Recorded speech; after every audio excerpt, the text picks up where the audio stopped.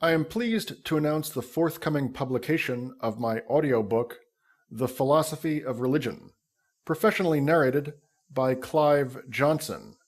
I will now describe the book, and following the description, I invite you to enjoy a promotional excerpt from the audiobook itself.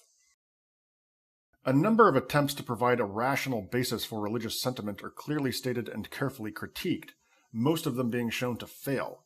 At the same time, it is argued that the legitimacy of religious sentiment is in no way undermined by such failings, since any outlook whose legitimacy depends on the outcome of logical or empirical inquiry is, for that very reason, a non-religious outlook.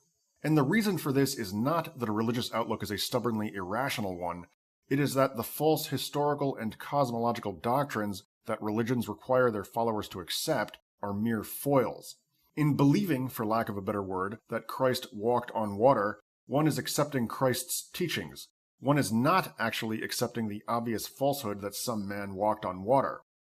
Unless one's acceptance of such teachings took the form of quasi-acceptance of obvious fictions, one's acceptance of them would be as fragile and as motivationally inert as any other reason-based belief.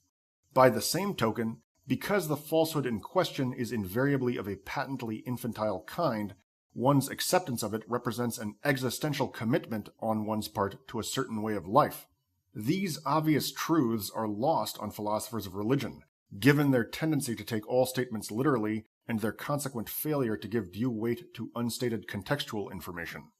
In general, so the present work demonstrates, philosophers who have examined religion have succeeded only in studying projections of their own brittle rationalisms, which, it seems, merely cloak an underlying desire to return to the very pieties these same philosophers claim to spurn.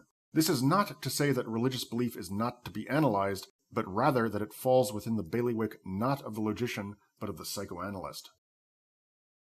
I now invite you to enjoy a promotional excerpt from the audiobook itself. What does philosophy have to teach us about religion? Nothing. The so-called philosophy of religion doesn't concern religion. It concerns puzzles that can be illustrated in connection with religious questions, but are really of a strictly logical nature. Here is one such puzzle. OG. Many hold that God is omnipotent, that, in other words, he can do anything. Let's suppose that this is true. In that case, God can create some task that he cannot perform. But if he can do that, he's not omnipotent. OG doesn't have anything to do with God. It has to do with subtleties of logic that, although they can be illustrated in connection with statements concerning God, have nothing to do with him. We know this because OG perfectly parallels the following argument. SG.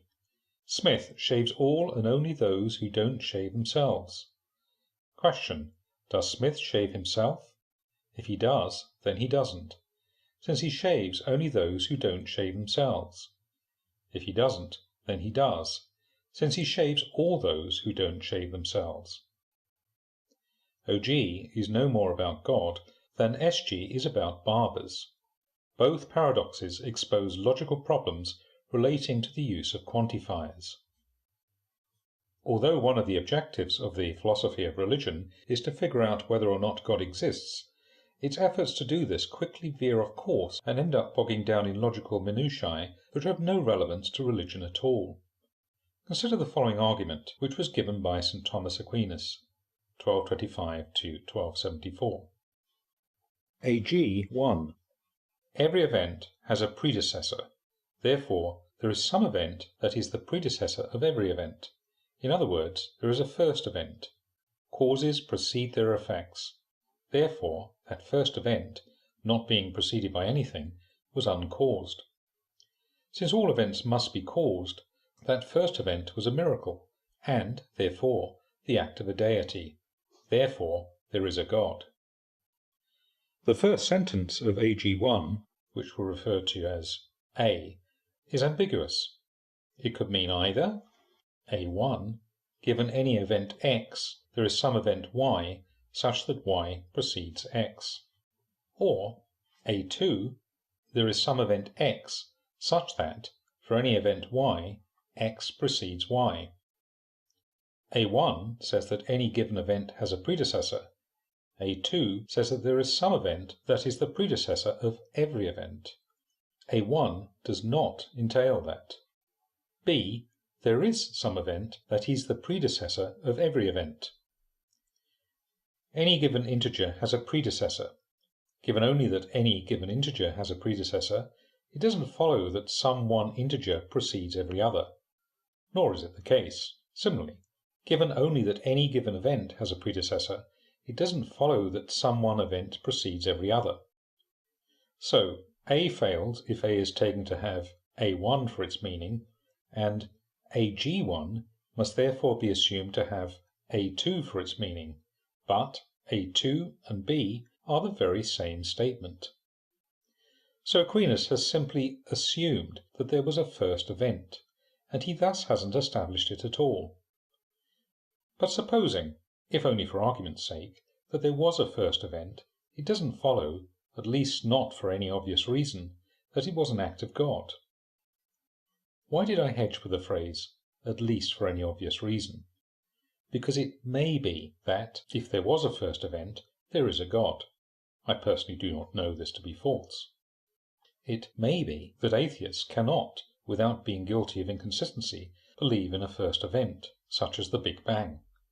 But even if this is true, it cannot be taken for granted. It must be demonstrated, and Aquinas hasn't demonstrated it.